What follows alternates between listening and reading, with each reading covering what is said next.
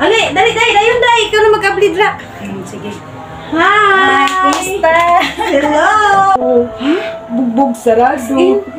Guys, hindi niya kasi ito kunikwento sa akin, no? Yung mga sinasabi niya ngayon, wala. Ang nilapit niya lang sa akin ay yung problema niya na sa anak niya. So, ayan mga ka-idol.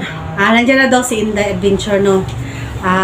Sinabi ko na sa kanya na magdamit siya lang ang katulad nito. Katulad nito ang damit niya. So, ayan. Hoy! Ali! Ali tayo, Ali! Sarado natin kasi maliwanag yung video. Hoy! Ali, dali, dayon, day. Ikaw na mag-upload ra. Sige. Hi! Kumusta? Hello! Ayan! So, ayan mga kaibigan. Ano man nila? Sarado na. Sige. Kumusta mo? Ito ka, dali kay kaka-sit up na may ako sa akuan-kuan. May pakaday. Murag okay mong sitwasyon day kay happy kay kaday no? Lagi. Kita ni mo day. Uy. Kaya, eto na siya guys. So, salamat po ng maraming sa lahat po ng aming mga viewers, no? Sa lahat po ng aming mga subscribers. Ayan, welcome back po to our YouTube channel. Ang channel po ni Inday Adventure at channel po ni Luz Adventure. Atin pong aabangan ang aming episode, no?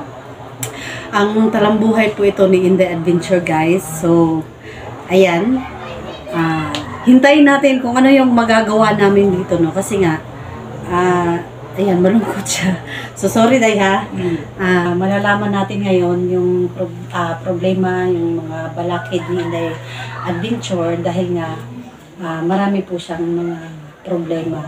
So, atin pong isa sa publiko yung kanyang buhay at yun nga, dahil nga hindi nyo naman alam, hindi nyo naman kilala si Inday Adventure, atin po siyang i-interview, no? So, sa ngayon, tatanungin po natin siya kung ano po yung mga nangyayari sa kanyang buhay. So, ayan, Day, magandang hapon sa iyo at welcome back sa ating YouTube channel, no? Luz Adventure at saka Inday Adventure po, mga ka-idol.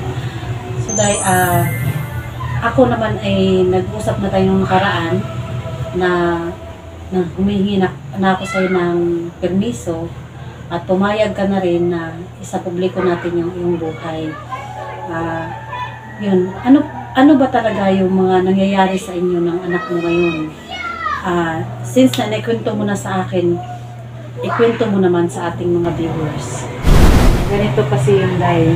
Yung maliit pa yung anak ko, na yung anak ko nakita ko sa katawan niya ay 5 years old, bigla lang siyang lutay-tay. Ganon. Tapos yung papa niya na hindi pa kami iniwanan, sabi ko sa kanya, dalhin natin yung anak natin sa doktor kasi hindi ko alam kung anong sakit sa anak natin. Sabi niya, sige, maghanap lang ako ng pera, hintayin mo ako dito sa bahay. So, yun guys, umabot sa punto na tagalan yung pagpaano namin sa doktor kasi yung papa nila ay pasaway po sa akin. Nadala po namin ay 7 years old na po yung bata. Tapos, yung anak ko, doon ko na nalaman sa doktor ay may pala siya ba sa katawan niya na cysto. Kaya siya naka-epilepsy. Yun niya. Tapos, habang nagtagal ang panahon, kami ng papa niya, kumbaga pa sa Bisaya ba, awayon ba? Hindi ka nagkakasundo palagi. Hindi kami magkakasundo palagi kasi siya sa akin ba, nagloko. Yun. So, meron siyang ibang babae? Ibang babae. So, ngayon, sabi ko sa kanya, ngayon dahil na, nasabi ko na sa papa niya. Tapos, hindi ko na alam dahil, nagtagal yung namin. Hindi naman nadala sa doktor yung bata ko. Ilang taon na, 7 years old na, nalaman namin. Kasi, yung papa niya, ay busy ba sa ibang babae. Tapos, matagal pa namin nadala sa Yun ang problema ko, Day. Hindi ko siya ano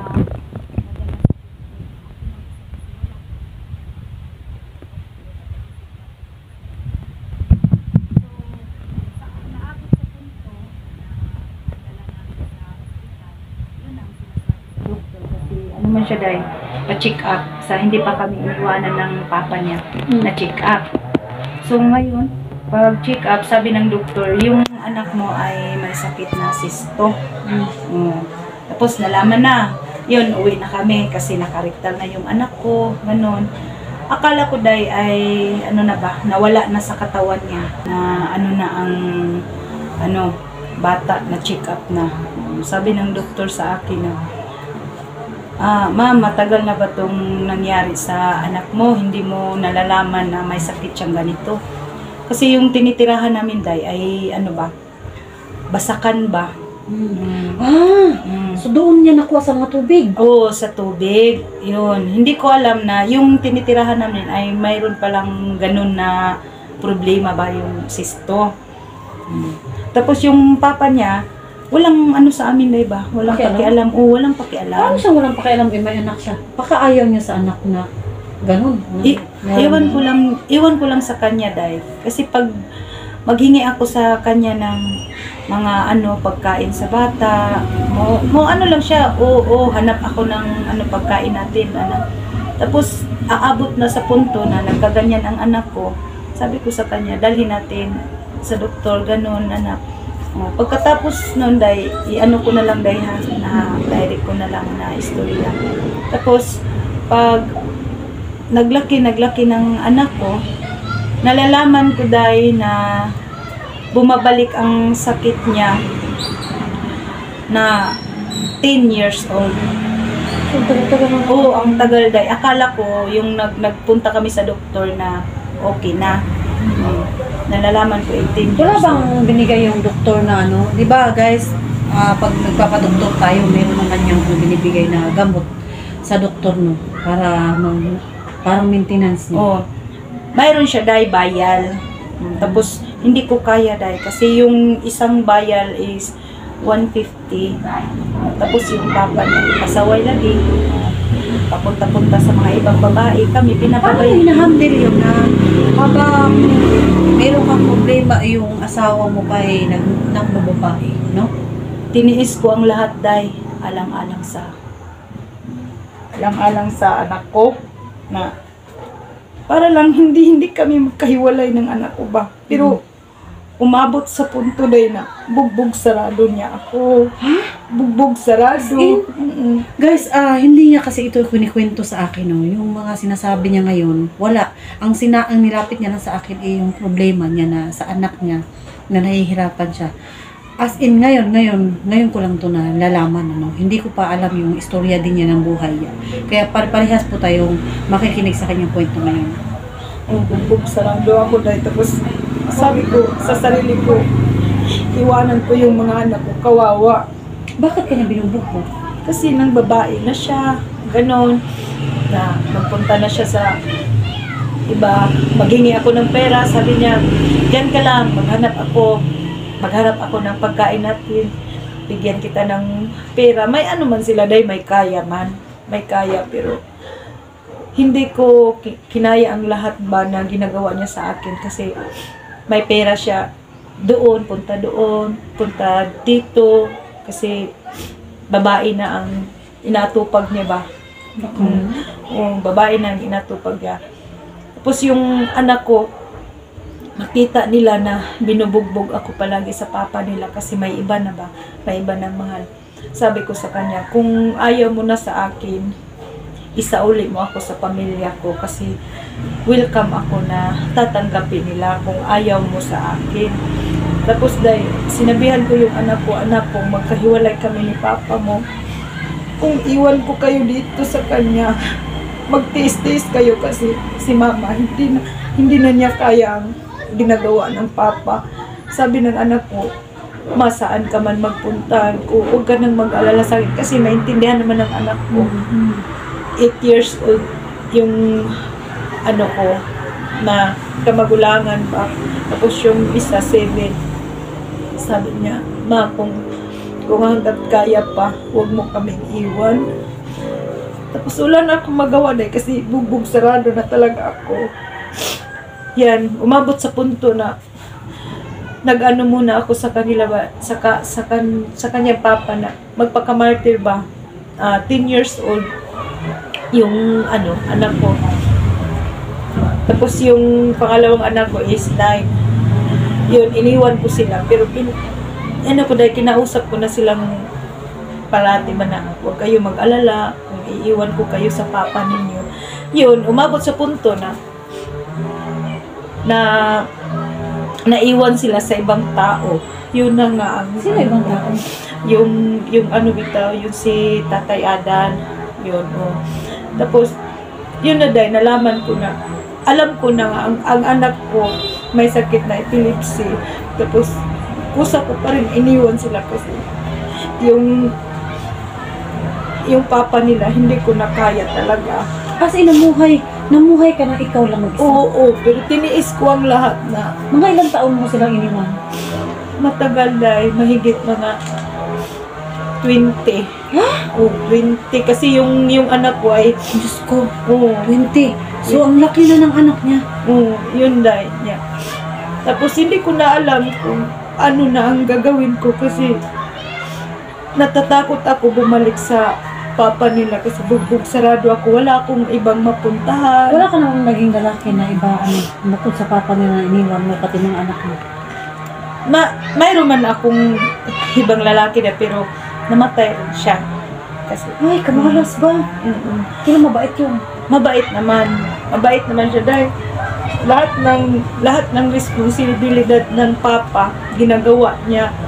Kinuha ko yung anak ko dati pero binalik ko pa rin sa papa nila kasi nagsabi ang papa nila na ipaano daw ako pa sa barangay kasi sa kanya daw yung mga bata.